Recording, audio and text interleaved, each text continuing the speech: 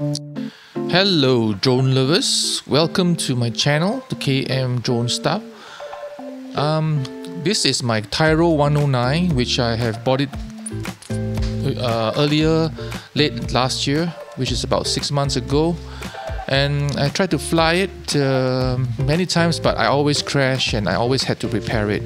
So this is the one time that I had finished installing the GPS and wanted to test the GPS, but then it crashed.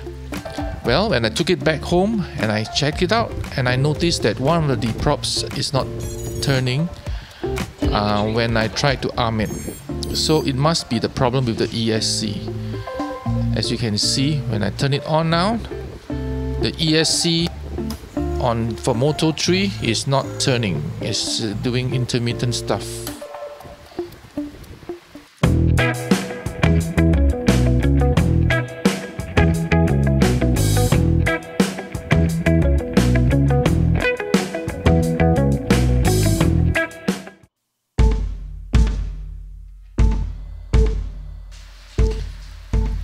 Okay, this is the flight just after I finished installing the GPS module and was about to test the GPS, and I flew it quite well about 8 hours before the crash.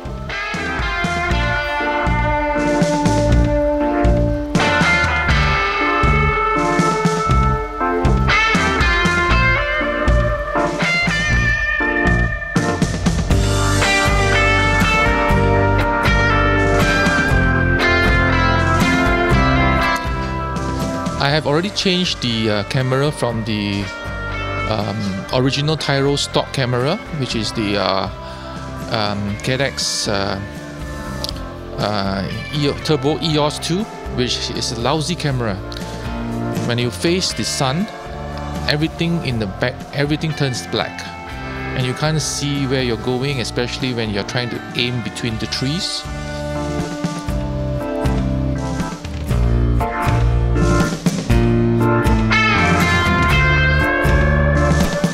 Since I have another camera which has taken it from the Diatone ER349, and this is the Runcam Swift.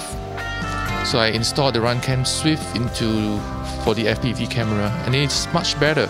You can see that certain parts, even though it's facing the sun, you can actually see where you're going.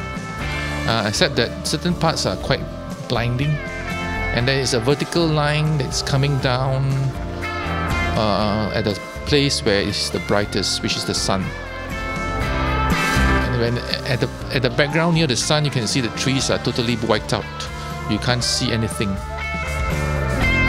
Well, the Cadex Ratel is still the best camera so far that I've flown on, even though when you're facing the light, you don't see any objects that are in between the light and you being blocked out or being wiped out.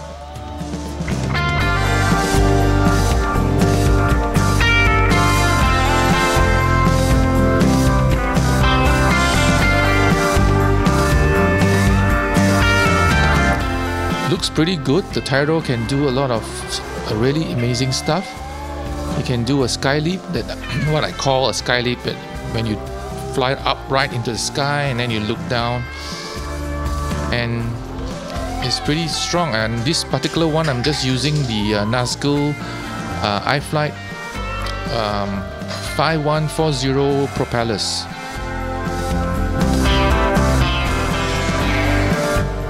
For this flight, you can see the GPS speed in the center. You can see how fast it's going. It's averaging about 50 to 70 kilometers per hour on a straight stretch.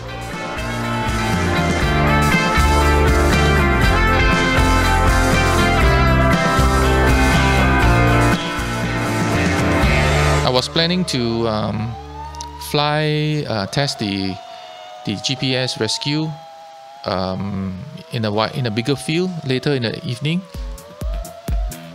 but unfortunately it crashed, and I don't know why. I think it's the ESC. That's why I bought a new ESC to replace it.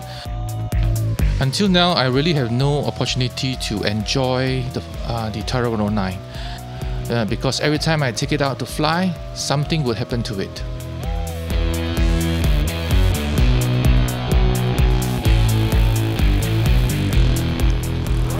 Well, you can see when it's functioning, it's pretty good.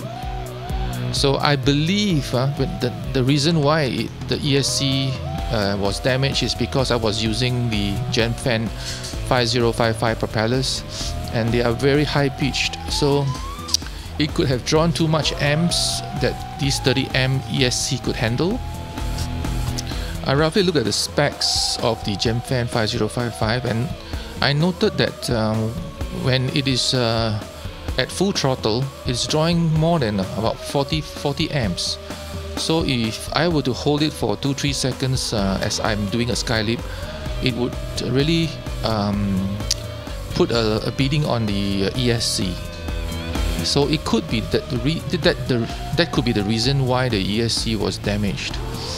So I ordered a Tyro109 ESC, which is 40 amp ESC, and it came in already. But because of this accident, I broke an arm, so I have to wait for the arm to come in first before I could install it and try it again. Well, I hope this will be the last time I have to repair this Tyro109.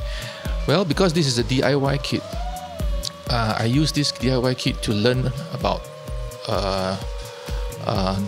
racing drones or freestyle drones, because I'm a newbie in this, and using a DIY kit, at least I learned where all this front flight controller connects to, and how is the VTX connected to the flight controller, and so forth. When you buy a bind and fly unit, you don't learn about all this. So this DIY kit actually helps me to learn, but I haven't had any good results in flying it yet. I hope after I repair it and with more flight time, I should be able to fly it much better.